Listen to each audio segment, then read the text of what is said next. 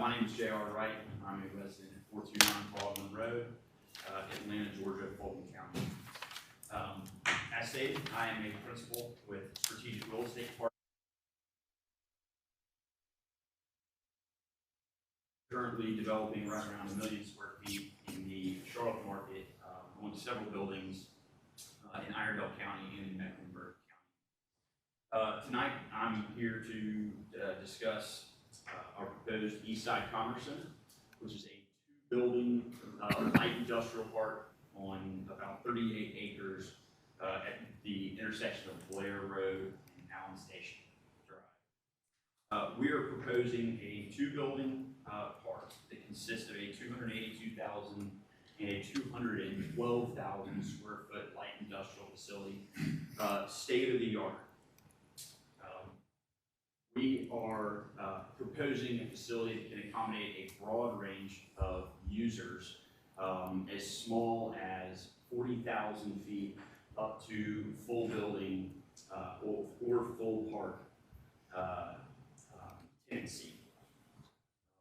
We strive to accommodate businesses that are local in nature, that want to reside in the municipality in which they're built, all the way up to larger companies that have more regional presences. This facility will have 484 auto spaces and 37 trailer spaces. Again, as I mentioned, it will be a multi-single tenant configuration. We currently do have a tenant that wants to lease this building and reside in Mint Hill. They're an Atlanta-based company called Broadwinds Logistics. They are a light warehousing user with about 30 trucks per day and about 40 to 60 personnel. They will be signing a long-term lease, but after their lease is done, the building will be in a position to be re-tenanted should they decide. Since putting this property under contract, we have performed all due diligence to date that we would need to move towards design, which includes some civil, architectural, traffic studies, ALTA and TOPA surveys, environmentals, geotechnical engineering, right-of-way, stormwater, and zoning is obviously what we're here to discuss today. This is the site plan that we are proposing. Some of the things that we have come up with that we think benefit the community. Our original plan was a single building cross-dock distribution center. In retrospect, probably not the best plan for this area. We think this plan better serves the area, not only for businesses that will attract, but for the way it integrates with the neighborhood. As you'll notice, the truck docks, the loading docks face the inside of the site. We have made efforts to block and restrict the view of any trucks and trailers from public right-of-way with landscaping, with berms, and I'll touch on that further here in just a moment with a line of sight study. A few of the things that we're proposing that we do as part of this development contribute to the town of Mint Hill. One is we're proposing to leave 4 acres of open space, which is, 4 acres of undisturbed landscape space, which is right here along Pine Road, at where Blair and Pine meet, running down about 1,200 feet. We are proposing to donate about half an acre for a public recreational area, public park, that would be blocked and shielded from the development by landscaping and berm. We are proposing to pave 1,500 linear feet of Connell Road from where Blair Road starts here where my cursor is, all the way down to where our property line ends, just past the public recreation area. Going back to the landscaping, the berms to shield the truck and trailer traffic. These are cross sections that were done by our civil engineer. Starting with cross section C, you can see where, I'll point out exactly where that is. That is looking from here to here. And as you can see, we have, from the road, we have almost 3 lanes of, or 3 layers of landscaping and a berm, which is highlighted right here in order to shield the public right away from truck and trailer traffic. Cross section B, right here, looking from just eastbound station back towards this area right here. Again, we are proposing berms and landscaping to restrict. Here's the proposed berm, here's our property line, here's the road. We're proposing berms and landscaping to restrict this use. Lastly, this is from the back of the property. There's significant landscaping and berms between us and the closest residential home. And what it does potentially face would be only the facade of the office space of the building and personnel parking areas.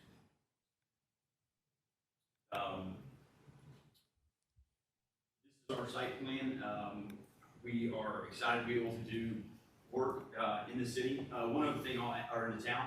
One other thing I'll add is you can see the abundant amount of glass along the front of the building that we've incorporated to allow for the long-term flexibility and tenancy, multi-tenanting the building to, again, 50,000 square feet.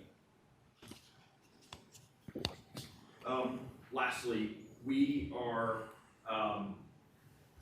setting we have sent out notifications for a second community meeting. We had our first community engagement meeting on June 8th, and we have sent out notices to the same neighbors for a second community meeting on December 13th, which is on Tuesday, where we are meeting at the Masonic Lodge to field additional questions and meet with the neighbors in the area in hopes of taking additional feedback. Again, we look forward to working with staff and the board of commissioners and mayor, and appreciate your time allowing us to present this. Thank you. Commissioner Henderson, questions or comments for the applicant? Just a couple. With the magnitude of this project, have you engaged any zoning consultants? Zoning consultants.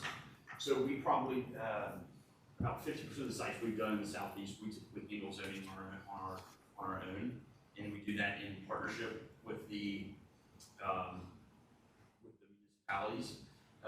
We do have an attorney that works with us on the legal side of our documentation, but we do not have a land use attorney working with us on this.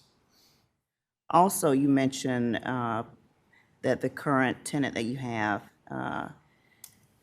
would have 30 trucks per day and 40 to 60 cars per day. With the plans now, how much parking is actually involved in the planning? So we have about 480 personnel parking spaces, and that's to accommodate for long-term flexibility. It's a front park, rear load building, and it is basically 2 parking spaces along the front of the buildings from start to finish. There may be one section that's only one single stack. So are you willing to limit the daily truck flow to the number that you say that they use? So for me, that would be a very hard thing to do. What we would be willing to agree to would be how traffic flows. A couple of things that I apologetically did not mention in this is how our traffic flows into and out of the building. We're planning on improving a signal at Allen Station Drive. We have NCDOT approval to improve that signal, which would mean that the only way that the trucks, if we decide to allow them to take a left out of our project, would be at a signalized intersection. The other entrance would be a right in from Blair Road and a right out heading back towards Albemarle Road. We would be open to directing outbound traffic out of the building, truck traffic, back towards Albemarle Road.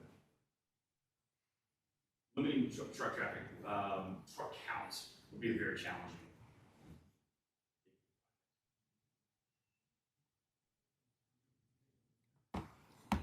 Mayor Pro Tem Dalton. You spoke about the paving Connell Road. You said to your property line. Does that take the entire length or of the gravel road? I believe it does. I believe that was our intent. I'll have to double confirm that, but I believe that was our intent. If you would, because I think it'd be going from pavement to a small stretch of gravel, then back into pavement. We could do the whole entire piece there.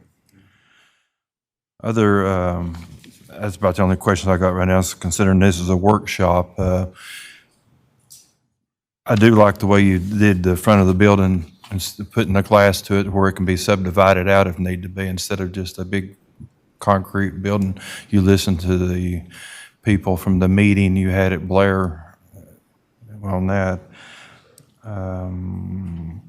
One other thing is, how about, most people I've been talking to are concerned about the traffic on 51, and I know you said you've done some DOT studies. What are you looking for on that? So I must be out of practice because I left a very important part out of this. We have been in talks with NCDOT and the town staff about the potential for signalization at where Connell comes out on the other side onto Blair Road. We, as the developer, are willing to contribute $250,000 to future off-site signalization improvements, flow pattern improvements that are not necessarily adjacent to our property, and we're willing to have that as a condition part of it. Yeah, that's all I've got for now. Commissioner Holton.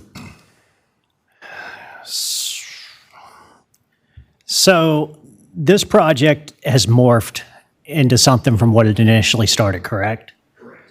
So the first one was one big block building with 100 bay doors, and now we're at two buildings with 116 doors. Correct. I'm not a real smart guy here, but 30 trucks per day and 116 doors just seems kind of overkill to me.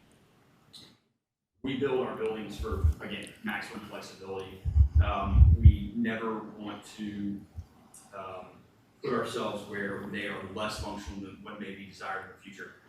The building that we proposed originally was a high throughput cross-dock facility, there's no doubt. And admittedly, there's not the right place for this building. A lot of times, you're gonna have doors that are alternating. People will store doors in front of probably one truck in order to utilize another door. Rarely do you have trailers at every single door at any given time, just because of how the flow of warehouses work. My biggest thing is, how's it going to benefit the community as a whole? Basically, the only benefits you're given is 4 acres of open space, a half-acre public park, and you're nice enough to give $250,000 to a stoplight. I don't know if I had children, I'm not letting them play on a half-acre park next to an industrial warehouse. So to me, that's not a benefit.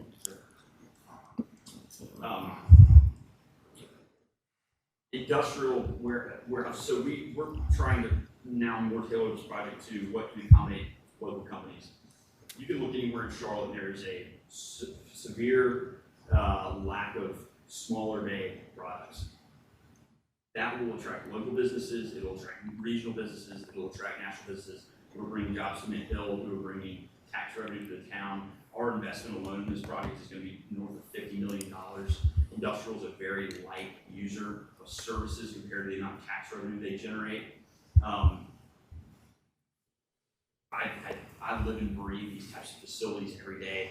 There's a large difference between a cross-dock facility that has high throughput of truck traffic and what we're proposing, where you may have several users in a building that have 10 to 20% office finish, or they're employing forklift drivers that can make anywhere from $18 to $25 an hour to sales jobs that can be earning 6 figures, to management jobs that can be earning $75,000 to $125,000 a year. I think the intent is also that we are bringing a variety of jobs to service the variety in your populace here. And I think, what was the total number of jobs that this would offer up?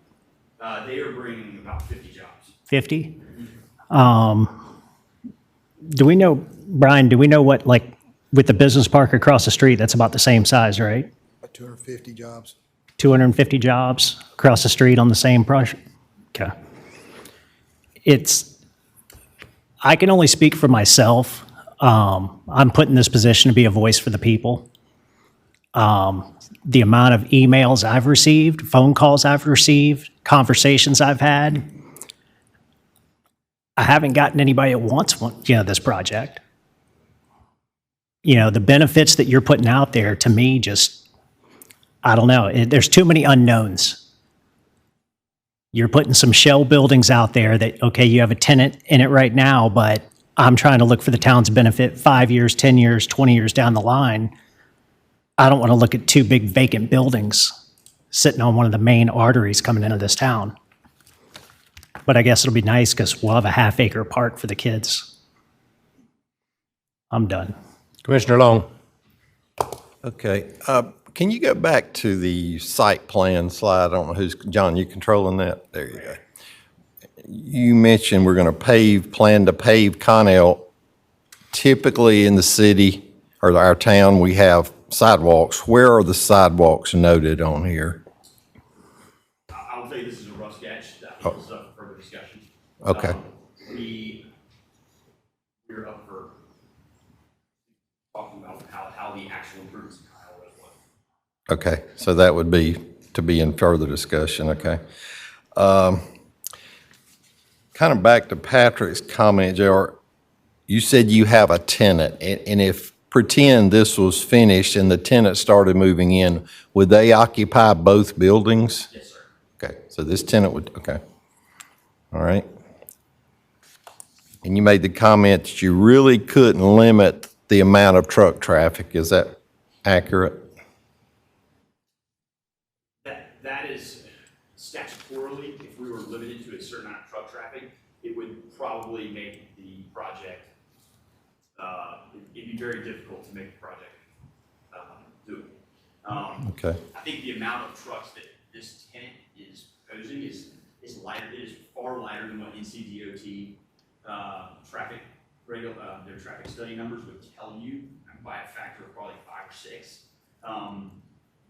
But again, for the pure flexibility, one day when this is a park that has 5, 6, 7 tenants in it, I think if you met that threshold in how many trucks, you'd be more damaging the long-term viability of the project than helping it. And again, my thought would be that limiting the outflow and where they go out of the property might be a good compromise versus coming.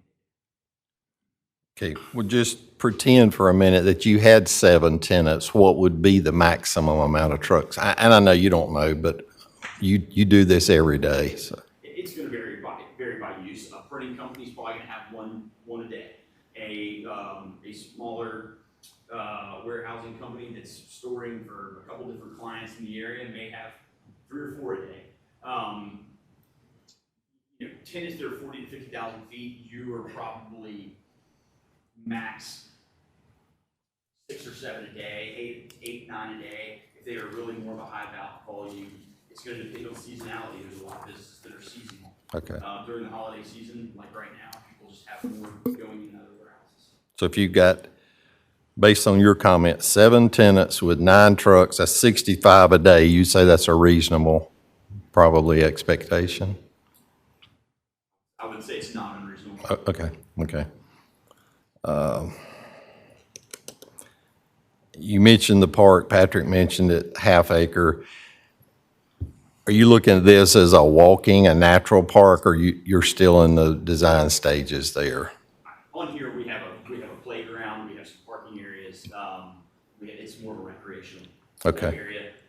The undisturbed area is not, it's going to be areas that are natural as existing today. Okay.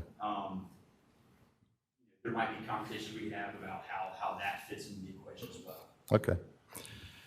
I think you've admitted, and listen to what you're saying, it's very preliminary, and I appreciate that. Might suggest, if you're going to proceed with this, to have some more meetings with staff to discuss how we can make it amicable for the whole community, and staff and DOT, and maybe make it where we can understand it a little bit better. Thank you. Okay, I'm going to try to wrap it up here a little bit, Mr. Wright. Normally, a developer's workshop is done before filing for a rezoning, so that we can get with you on the conditions we'd like to see. We'd like to be able to give you a thumbs up on whether we like the project, whether we don't like the project. I think we're in an awkward situation here in the fact that you've already applied for the rezoning, okay? So there's really not at this point, for us, any reason to give you a thumbs up or thumbs down on going forward with the project, for the simple reason that I don't think we've locked in on the conditions yet. And it's tough for me to say, you're telling me you're going to do a berm, okay? Is that berm a 15-foot berm, or is it a 50-foot berm on 51, so I don't see the building at all? So I have a real difficult time at this point in time locking in on whether I support this plan or not. So what I'd like to do is have you get with staff, and before you do your public hearings with your public meetings, and I don't think one's enough, and I understand when you're in this business that you're in, you have time constraints on when you need to sign the lease and when you need to purchase the property and all that kind of stuff. But we're not in a position here to rush this process on a $50 million project, okay? So I would ask that you get with staff as soon as possible, go over some conditions that the board has supplied them with and some things we've mentioned tonight, give us a little bit more information on the detail, long before you have any public meetings and long before you go to the planning board. And if that means slowing this thing down a little bit, then I'm all in favor of slowing this thing down a little bit so we've got all the information. You're referring to the community meeting that we have planned. I am. So I would hope that you could get with staff and get some more of this stuff ironed out. If a community member says, how tall is this berm?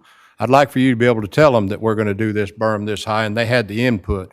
I noticed on the landscaping, for instance, we put in the minimum amount of trees on the landscaping, and you took that from our plans here in town, or our ordinances here in town. In a $50 million project, I can tell you right off the bat that this board, and I don't mean to speak for y'all, but is going to insist on more than minimum on a $50 million project. Okay? So with that, I appreciate you, and look forward to you meeting with staff later on this week. Absolutely. Thank you so much. Merry Christmas. I'm now going to adjourn the developers workshop.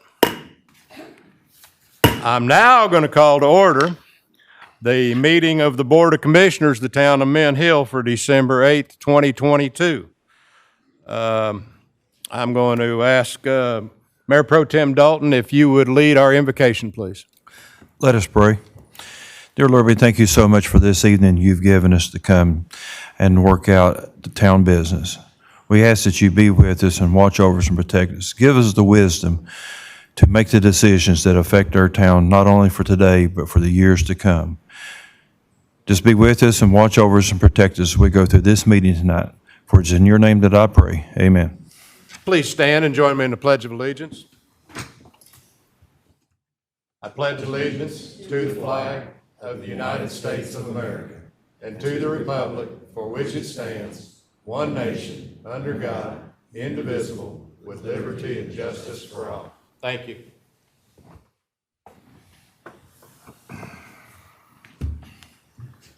Item number 3, additions, deletions, or arrangement of agenda items. Have none. Item number 4, approve the minutes of the November 10th, 2022 regular meeting. So moved. Second. I have a motion, I have a second. Do we have any further discussion? Hearing none, all in favor say aye. Aye. Any opposed? That passes unanimously. Number 5 is the consent agenda.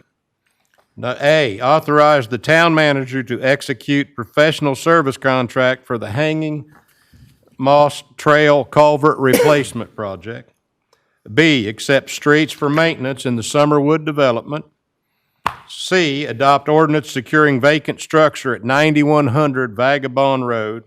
D, accept the November tax collector's report. And E, accept October treasurer's report and financials. Motion to approve. Second. I have a motion and a second. Any further discussion? Hearing none, all in favor say aye. Aye. Any opposed? Passes unanimously. Item number 6 is public comments, and I don't have a sheet. Did somebody get me a I didn't sheet? even grab it. I'm sorry, Brad. Mr. David. I'll now dance while we wait on the sheet. No, I won't. No, I won't. Just kidding. Just kidding. Yeah, exactly. You've seen me dance. I saw that face. Thank you, sir. I would ask that each of you come in the order in which you signed up. I'm going to call you to the podium. If you'll come to the podium and speak, and let's try to keep this to 3 minutes each. Our first, and if I butcher your name, I'm sorry. I'll do the best I can. Our first speaker is Kelly Poulos. Is that correct? Okay, thank you. If you'd give us your name, your address, and then you have the you have the floor, ma'am. My name is Kelly Callis. I live at 14316 Nancy Road. The purpose of me being here tonight is to share some concerns that my family, who's been a resident since 2005, of the impact that we're going to have on mental health side from the new plan, Santé. So I want to share, first of all, my brother just retired with 35 years in law enforcement. So I'm extremely supportive of our first responders. I also want to share, my husband was in a minor accident at Idlewild and Stone left turn. Okay. When my husband called 911, he was not hurt. But when he called 911, it got transferred to 3 different agencies. So my concern partly is on the mental health side, when all of this is said and done, are we going to have enough first responders to support us? Are they going to be able to get there quick enough? And that's a big concern. You already have the 55 EPCON. By the way, my house sits on the corner, so I'm at the corner of the EPCON, you know. And so we welcome them. We're not against the growth, but I'm seriously concerned because the jurisdiction of how it changes on Idlewild Road.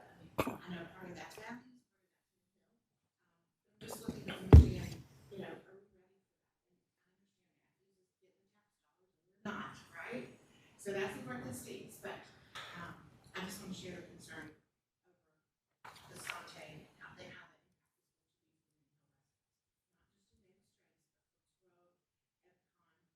Still well, all the way up out of Walmart. Thank you very much. Our second speaker is Pam Phillips. Thank you, sir. Pete on the payroll? He must be. Don't bill me for that, by the way. I'm Pam Phillips. I live at 14625 Barney Drive in Mint Hill in the Stillwell Place neighborhood. I also own another home right down the street from there at 13525 Idlefield Lane in Mint Hill. That's a rental property that we own. I'm a little more passionate, I think, than my friend Kelly is when it comes to this whole situation. I used to be the HOA president of Stillwell Place. We now don't have one, so I've stood in and kind of been a spokesman for our neighborhood in what is proposed as the Pappas development. My husband, incidentally, has spoken with you, I think, Mr. Bolton, and with you, Mr. Dalton, at least via emails. He is out of town, so I am here to speak about this. We are the ones that are going to be very much affected by this proposed development if and when it is approved. One thing that I would like for you all on this side to understand is that this development constantly is changing. Every day I get another email that they have tweaked this thing. And so I think that's to keep smoke and mirrors, to keep us at bay, and not quite knowing anything that's happening over there. As it is right now, what they're telling us is that we will have a roundabout in front of their neighborhood at Davis Trace, and we, on Barney Drive, we will have a no left turn lane. I would like to ask each of you, what neighborhood in Mint Hill has one entrance into their neighborhood where they cannot get out turning left? Suddenly, we will not be able to turn left. The only thing that we are left to do is go into, impede into another neighborhood to make a left-hand lane to get out of our neighborhood. If they choose, at one time, it was spoken that they were going to put in a gated community. If they choose to do that, I have no way to get out of my neighborhood turning left. If I choose to turn right, I will not be given a turn lane. When you come out of Idlewild onto 51 towards Mint Hill, there's a turn lane that you can merge all the way to CVS. I will not be afforded that. People come, as you know, off of a roundabout pretty fast. It's my turn, here I go, gas on. They're gonna hit the back of me every time I try to come out of there, if I can even get out of my neighborhood. Because there's gonna be, as you all know, I think, you know now, 590 homes now in this neighborhood. You know, the traffic that's gonna be brought in with that. One of the other things that I do want to tell you is, they've asked us to come down and look at all the things that, this is Saturday, they've invited us to come down, have a little brunch, and see what they're doing. They're gonna show us something in Phillips Place, one of the apartments in Phillips Place. The problem with that is this, to the Mint Hill side. There's not gonna be all the things that Phillips Place has. There's not gonna be a restoration garden, there's not gonna be a palm restaurant, there's not gonna be fountains in this proposed development. This is a low-income proposed development. People there are people who have never owned homes, they're in their later years now, never owned homes, they're gonna be on fixed Social Security, they're gonna have low-income apartments, low-income townhomes. They said they're gonna have a park. Please look at the park they're gonna have. I know you can't vote on this, but you can help us. You do have the authority on that side of Idlewild to say, hey, wait a minute, there's gonna be a roundabout, they have to pull right out of their neighborhood directly onto a roundabout, directly at the end of their street. Can this be fixed? Can you help us rectify what's gonna happen to our neighbors and our homes, the price of our homes? What's gonna happen here? The park that they've proposed, please look at the glossy. It's a strip of grass with a bench. Right at 485. What do you tell me is gonna happen in that park? With all low income, 485, grass and a bench. We know what's gonna happen, yet we don't have the protection from police for this. I'm gonna end in telling you this. There was a wreck on Lawyers Road. People had to get off on Idlewild. We were coming from Matthews eating dinner, came up on Idlewild. We wanted to just get home. It took us 45 minutes to get off of Idlewild to get home. This is what it's gonna be like. This is what it was. When we got off onto Idlewild, in the distance, we could hear, whoa, whoa, whoa, it was an ambulance. Then get to the people. The whole time we were sitting there trying to get to our house, we could hear that. But there's nowhere for anybody to get off of Idlewild. There's no soft shoulder. It's a rural road. There's ditches. So all we could hear was somebody somewhere was in distress. They can't even get any first responder to meet with them. You've got to please somehow help us with that. I voted for you people. I voted in every election. I voted for you people. I stood in line and voted. But I need you to protect my home. I just spent $30,000 fixing up my house. I've got another 30 planned. I've stopped. I can't get in and out. Somehow you can help us with that part of it. You can stop that. You can stop Peter Thomas from development. Because you can't develop it without that roundabout, without the development of the roads. We're on the other side of that road, so you get part of that road responsibility. I don't know how Peter Thomas has the authority to just say, hey, I want a roundabout. He gets it. Y'all say, hey, I don't want a roundabout. You get it, right? Isn't that how that works? No, but thank you. Thank you very much. Next speaker will be Stephen Freeman.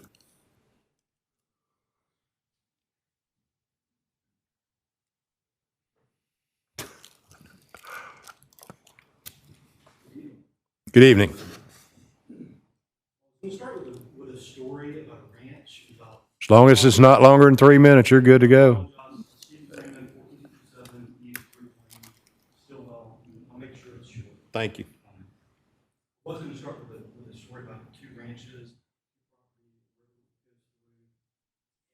Rancher one basically stopped, which has been damaged, and that impacts rancher two. That's the situation we're talking about here, which is you have one town that's making decisions that's impacting everybody else. We live in an area that's kind of weird because the jurisdictions are all sort of locked in. Stallings, Charlotte, and then Hill, and then Matthews. And so it introduces some legal issues. I'm not a lawyer at all. When I read the statutes, the general statutes of the 160D, there's some interesting issues that can come out of this. And so I'll take a different position, which is I think you actually can have an impact. I think you can actually make decisions that impact people that's on your side. Okay? I believe that those decisions can be roundabout decisions. People come onto Mint Hill property and make changes to that side of the area. I think there's a lot of things you can do to prevent Matthews kind of overreaching, to be honest with you.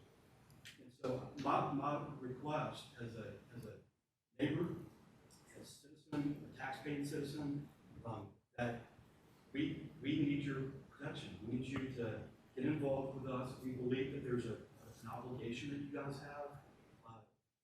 Again, I'm not a lawyer, but we believe you have an obligation. Our ask of you is please get involved. You have people that are being in your area that's being directly impacted, including potential impact to our home values, our life, day-to-day life. I have 2 kids. These 2 kids are becoming getting close to driving age. I'm concerned about them getting killed. You know? All these things have, they're things that can come out of this that be very far-reaching to all of us. So my request is you guys get involved. I personally believe you have an obligation. Thank you. And our final speaker is Dan Brantmeyer.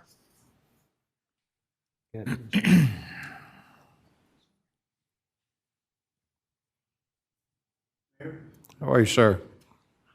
Finally get to put a face with a name. Yeah. Anyhow, Dan Brantmeyer, 14803 Drive, and a resident since 2003. All right, I love both communities dearly. It was tough for me to move out of Matthews since I like Matthews so much, but we really were the Davis Trace community right nearby 485 for easy access to 485 and to Highway 51 and a nice development in Davis Trace, which is really now we have the Upcon community as well as, of course, the established Stillwell community, and then, of course, residents off Hooks Road, which we have 18 residents off Hooks Road, 38 residents in the new Upcon community that we're not all moved in yet. We have 48 homes in Davis Trace, and we have 28 homes in Stillwell. That totals 132 homes on our side that will be affected by the proposal across the street properties, which is now, as of today or yesterday or whatever, a redesigned proposal. We now have 275 rental units from Stallings to 485, which includes 200 apartment units, 40 townhome rental units, 35 single-family rental units, 275 swinging that way. Swinging this way, going west of Stallings Road, we have 135 apartment units, 50 rental cottage units, that totals 185 rental units. Add that to 275, and you have 460 rental units.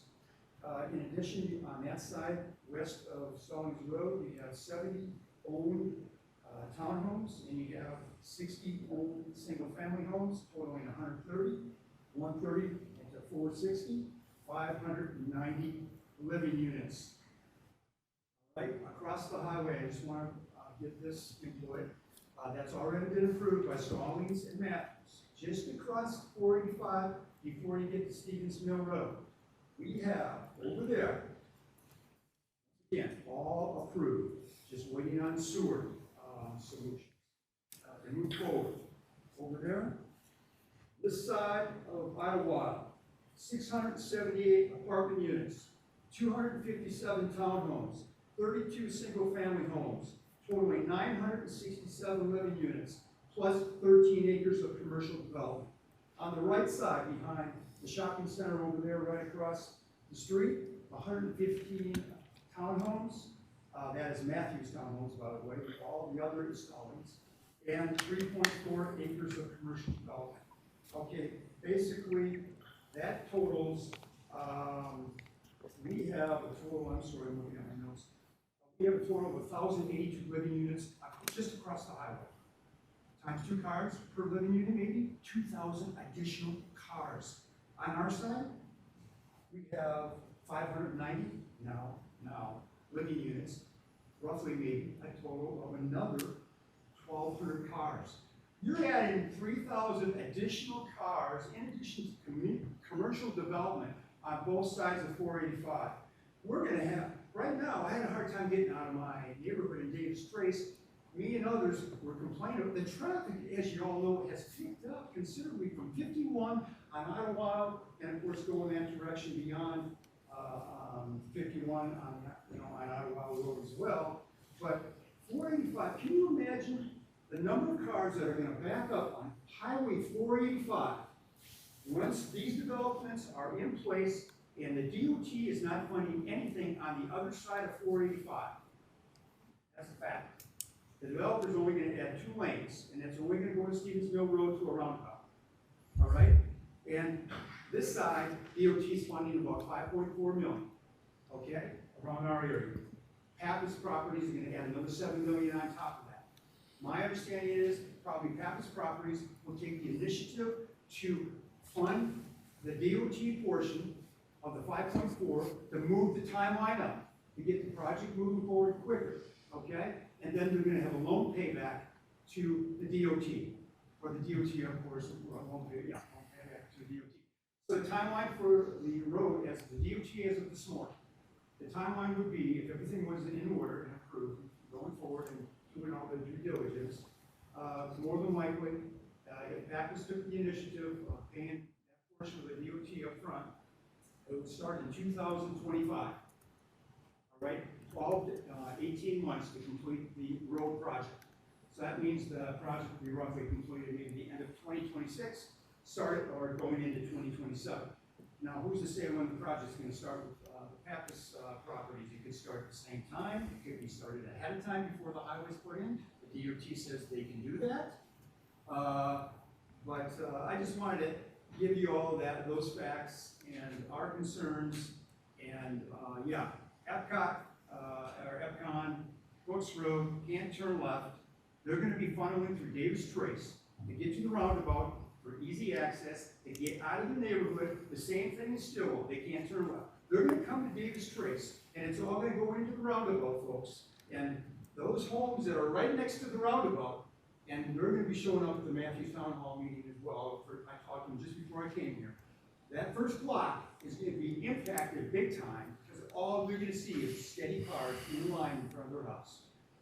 And that's it. So I know my 3 minutes is up, and I'm sure I went over it, but I apologize for that, and I thank you for listening, and I hope you do care and take some initiative going forward and help us out. Thank you very much. I don't normally make comments after public hearings, but we do hear you. We are involved with this. Many of us had many meetings with this. A matter of fact, I don't want to put words in his mouth, but our engineer was in a meeting this week on the road improvements, I think. Was it this week or last week at some point in time? We're involved in all this. So we're going to keep battling for you as far as what's going on over there. To the degree we can. You're not going to see any of us over there carrying signs in front of Town Hall in Matthews. That's not the way it works. That's not the way we work back and forth with other municipalities. But I talk to the mayor on a regular basis about this, and they are aware of every email that we've got so far because I know it was handed to them specifically. So we'll keep battling for you, and keep your fight up, please. The way to get this thing fixed is to be in front of those people over there in Matthews and let them know how upset you are about it. So, and I'll be out in the lobby if you want to stick around for a few minutes afterwards. I promised that I would fill you in on what was going on, and I'm always willing to do that. All right, item number 7, presentation by Mecklenburg County Tax Assessor's Office. And I have Ken Joyner and Brad Fowler. And a lot of times I end up with somebody else, so if you'll give us your name, sir, you have the floor. You got Ken Joyner. I am Ken Joyner, I am your Mecklenburg County Assessor. Okay? Brad's had to do quite a few of these lately where I've been unavailable, so I gave him the night off. Good for you. He's north end of the county and much appreciated. Appreciate the opportunity to be here and to update, Mill Hill Board, county staff on progress of the 2023 evaluation. So why do we have a revaluation? Well, North Carolina general statutes require that you have at least one revaluation every 8 years. Back in 2019, the board decided, coming out of what had happened in 2011, the fact that it took 8 years to get the review completed and do the second revaluation, it was determined to shorten that cycle to 4 years. The hope at that time is that we would be able to stay closer to market, which we're cutting that time period in half. The education, we did over 220 education sessions back in leading up to 2019. We've done almost another 100 so far this year, that we'd be able to keep that education at the forefront for our customers. The last one, at that time, they were hoping to reduce the likelihood of large market increases. Wish I could say that the market would have worked along with us on that, but we do have what we have, and we're going to move forward with that evaluation next year. The purpose of the revaluation, we're redistributing the property tax base, just determining each individual's fair share of the overall tax burden, keeping those at market levels. But the most important is this final statement on here: a revaluation is not a means to increase property tax revenue. Your board, just like my board and others across the county, will work with their managers, Mr. Welch, to determine the revenue needs for your board. In most cases, those are just a continuation with an increase over the prior year. Tax rate is determined by two things: revenue needs and that assessed value. When we provide those new assessed values, it will create a new tax rate next year. So we always want to reassure our customers that your board and ours are not looking at this as a way to increase property tax revenue. It's just a simple fact of trying to make it as fair as possible. So an update. Right now, we have passed, I think since the last time we were here, we've gone over the 400,000 parcel count for the entire county. Good. The median sales price right now is around 450,000 on residential properties throughout the county. That is an increase from somewhere around 350 in 2019.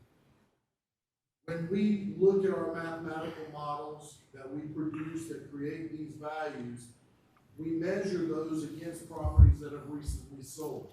Right now, our median ratio, when you look at those, is 99.6, so we're right there at that statutory requirement of 100% of market value. So right now, looking at the county, if we were done today, which we are not, it will go all the way through the end of December looking at sales. Right now, the county's total increase would be 52% over 2019. 60% in the residential, 39% in commercial. Mint Hill sees an overall of 57%, residential increase around 61%, and commercial around 24%.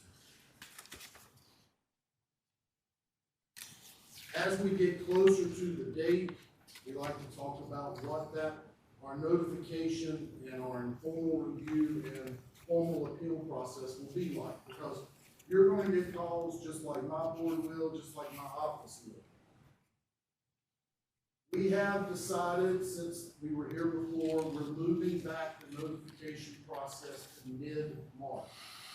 That allows our office the ability to review all of the sales that go through the December process. In 2019, it really didn't matter. Values were doing this, and we just picked where they were going to cross. We have a different market now. Right now, we're waiting to see what that 0.75% change by the feds in November are gonna do to our December transaction.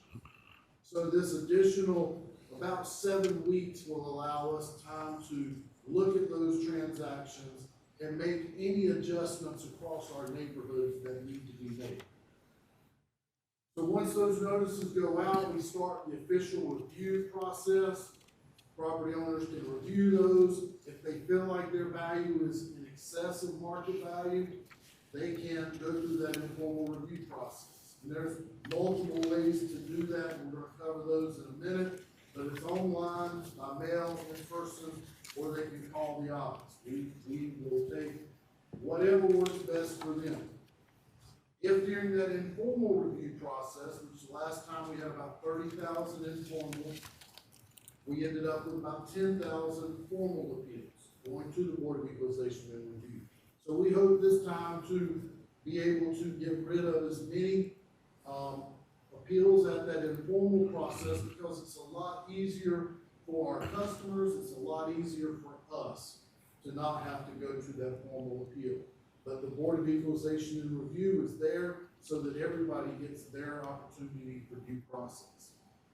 And then finally, if they do not agree with the local board and their decision, they can appeal to the North Carolina Property Tax Commission in Raleigh. And we do have, I think the last time we had about 700 of our 370,000 parcels that did go to the state level. So it is a small percentage. Some questions that we often get, and you'll be asked, do I need an attorney for this process? And the answer is no, especially at the informal level. As I tell my staff, no one will know that property better than the customer that you're talking to. So at that informal level, it's an opportunity to review the property record card. Do we have your square footage correct? Do we have your acreage correct? Are there errors on the card, bedroom and bath count, structural elements, property characteristics that are important to the valuation process? If those are wrong, your value is going to be wrong. So we may be able to just fix it with a conversation. If houses in your neighborhood are selling at higher than you believe yours would because they've been renovated, maybe all you need to do is send us some pictures. You can provide us with pictures of your property, and we can determine the proper level of depreciation. So really, an attorney is not needed at that informal level. It's up to the customer to determine as they go through that process. I will tell you, if you go to Raleigh, they're going to expect you to have an attorney. Will you have to take off work to do an informal review? The answer is no. 24/7, you can use our online portal. Last time of the 30,000, over 24,000 use that online portal. It's 24/7, do it at your convenience. It has the ability for you to load pictures, load appraisals, reports, information that is important to us, and then you can work with our office that way. It's a give and take, back and forth. You can ask questions, we can ask you questions, so it's very easy to use. If you come down to the office or some of the others, maybe you will have to take off work, but you're not required to. We're gonna work with everyone. And do I have to pay to file a review or an appeal? And the answer to that is no as well. So the notice, this is a copy of what the notice will look like when they go out. It's gonna have your parcel number, address, market value. If you're in our land use program, very few, there'll be a deferred amount, and then what the new assessed value will be. If you agree with that value, you don't have to do anything. That process will move along, But if you do have any, issues with that value, right there on the front, we've got a QR code. I didn't know what a QR code was until the pandemic, but that'll take you directly to our website to where you can look up your property information. So on the back of the first page, it'll talk about your reasons that you can appeal. If my value is substantially higher than market value, we do have some that will say there's a substantially lower. And if my value is inequitable with similar properties in my neighborhood or similar neighborhoods. Those are all reasons that you can appeal. If you want to take the mail-in process, we're going to send you the form you can mail in. Just fill in some simple information, what you believe your market value is, and any information that you can provide us. An appraisal, comparable sales, age of the property, purchase contracts, construction costs, asking price, income and expense statement, square footage difference, or other. So all that information will go into that process. Again, on the back of that form, it talks about how you can submit those items. Again, by email. You can email it to our office, but we can't accept zip files. With all the security the county's put in, we'll never know you send it. By mail, online, or in person. You can come down to my office at Valerie C. Woodard on Freedom Drive. If you come down there, we will have an appraiser that will be able to sit down and talk to you about your property that day.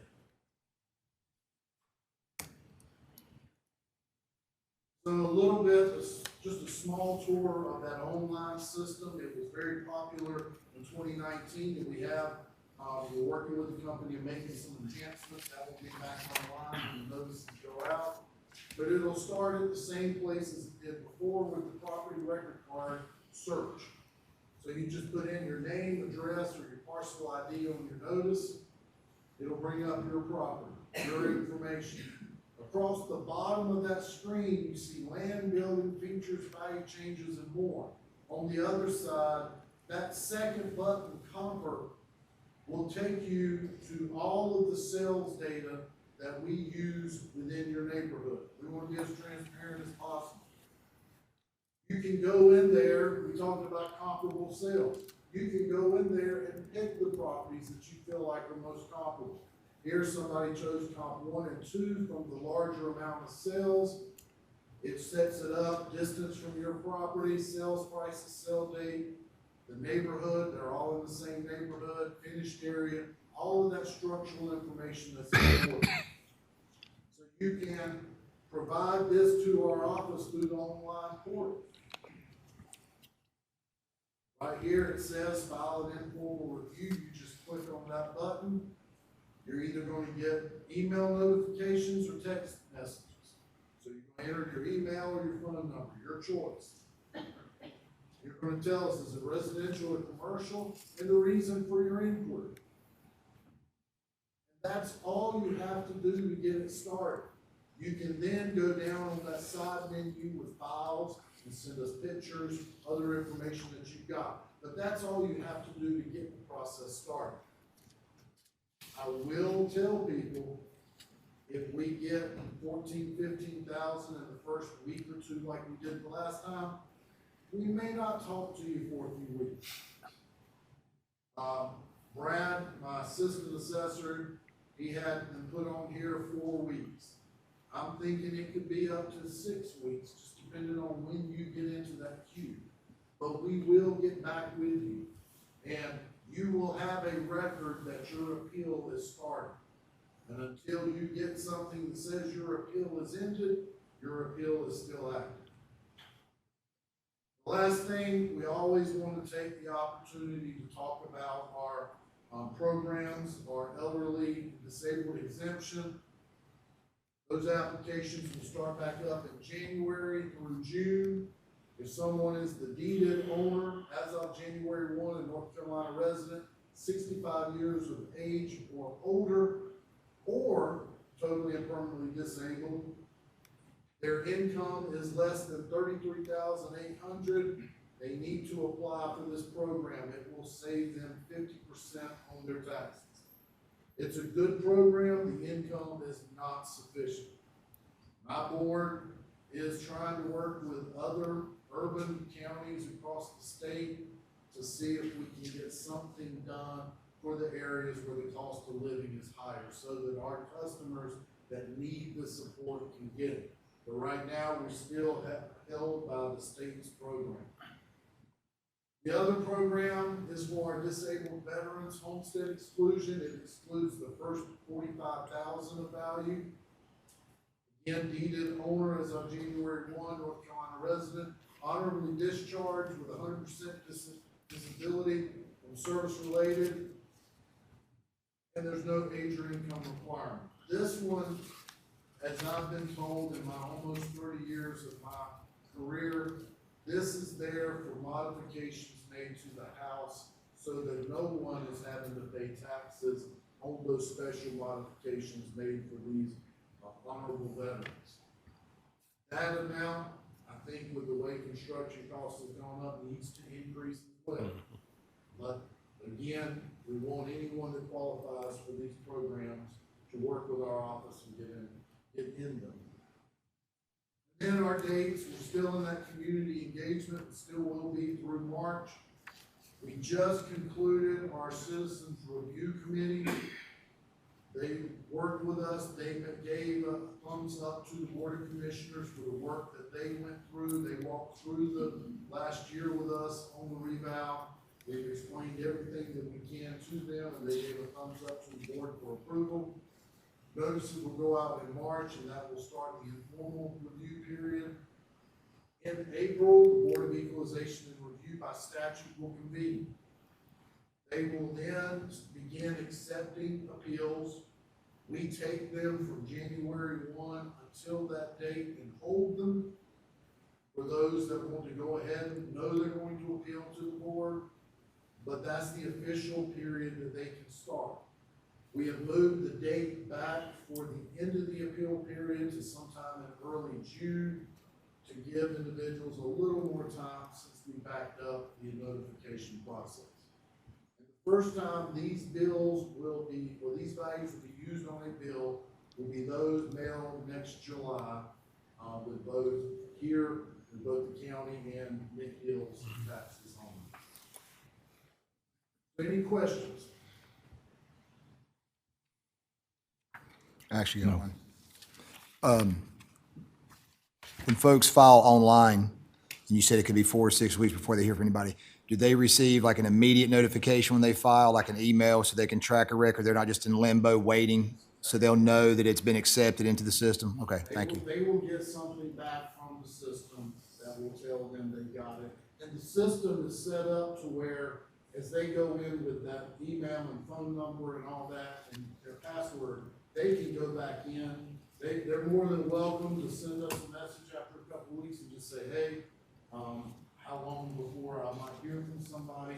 It should trigger that someone has sent something in, and the appraiser that's working with hopefully will respond fairly quickly to that, but they will receive something, Brian, that tells them they're in that.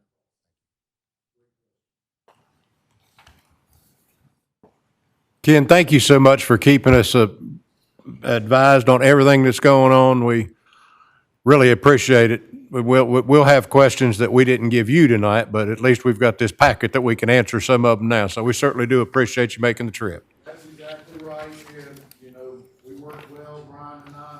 If someone needs to get to me, you can use. Oh, you can count on us getting with Brian. Yeah, you can count on that. Yeah, we work well with him as well. So thank you, sir, very much. We appreciate it. Item number 8 is an appointment to the Board of Adjustments. There's currently one vacant position for a board member and one vacant position for an ETJ. You have the 3 applications in your packet. We do not have any applications for an ETJ member. So I'll entertain a motion. I'll make the motion to advance our current alternate, Frank Norwood, to the permanent board position and appoint Linda Moten to the new alternate position. Second. I have a motion and a second. Any conversation? Hearing none, all in favor say aye. Aye. Any opposed? Before we go to item number 9, I want to, I've looked around the room a little bit tonight, just kind of for guns. But I see a scout in the room. So we always try to recognize our scouts. So could I get you to come forward this evening, sir?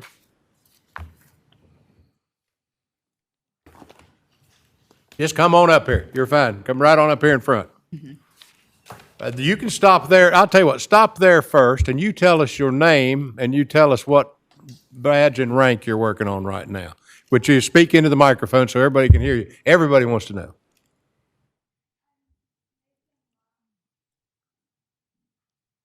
Give him the mic. You're stealing Pete's job, Steve. Yeah, Pete's gonna be mad.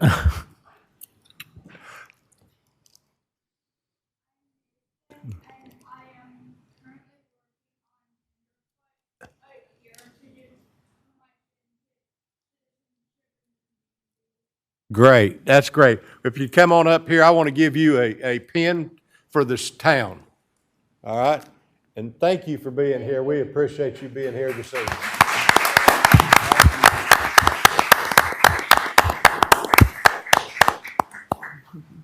All right, item number 9, other business and council matters, and we'll start with, let's start with Commissioner Henderson.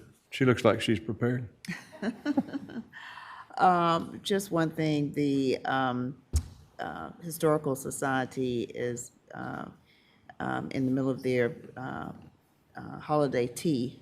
The last day is tomorrow, and there'll be 2 tomorrow at 2 and at 6. That's it. Mayor Pro Tem Dalton.